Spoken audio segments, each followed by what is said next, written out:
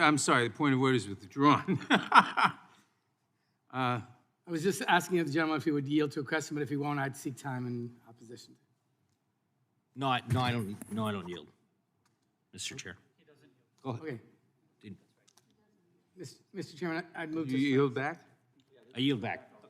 So the gentleman yield back. For what purposes, Mr. Cellini seek I recognition? move to strike the last word. The gentleman is recognized. Thank you, Mr. Chairman. I rise in opposition to this amendment for a very simple reason.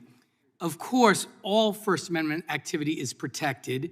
And in fact, to suggest by this amendment that only parents voicing concerns about school board decisions, that alone deserves special protection and other important First Amendment protections are not likewise protected, seems to me to be a very dangerous precedent. The First Amendment's in the Constitution. Nothing in this legislation would limit the exercise of the First Amendment in any way. And other than this fanciful obsession with school boards, and this apparently is like, you know, we've heard about it now for a week.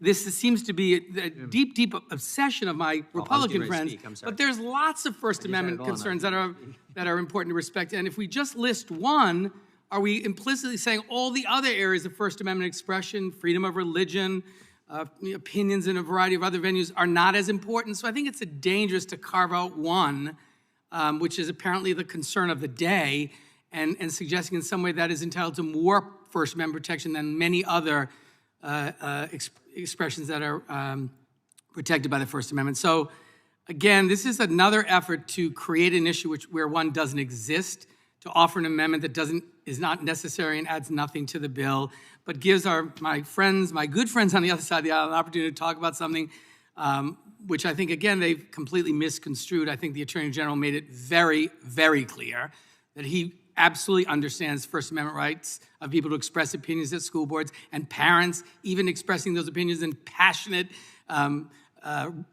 ways are, of course, protected by the First Amendment, and that his jurisdiction is limited to threats of violence or serious bodily harm. Will the gentleman yield? No, I won't. Actually, I'm not done. He said that multiple times during the hearing. He's not here today to repeat it for maybe the 15th or 16th or 17th time. And so my friends on the other side of the aisle keep mischaracterizing what he said. So I'm going to say it one more time. The Attorney General of the United States said under oath that the First Amendment, of course, is respected by everyone, that parents have a right to go to school board meetings and say whatever they want as passionately as they want. And the Attorney General's role and the FBI's role is to protect people who present a danger of violence, serious bodily injury, which, by the way, is being reported in school boards and schools and against educators and administrators, unfortunately, in places all across this country.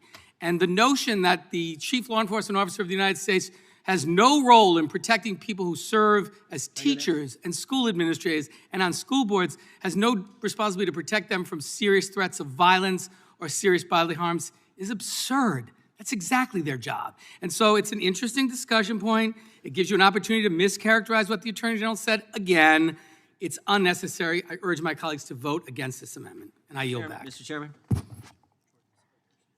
what purposes, Mr. Jordan?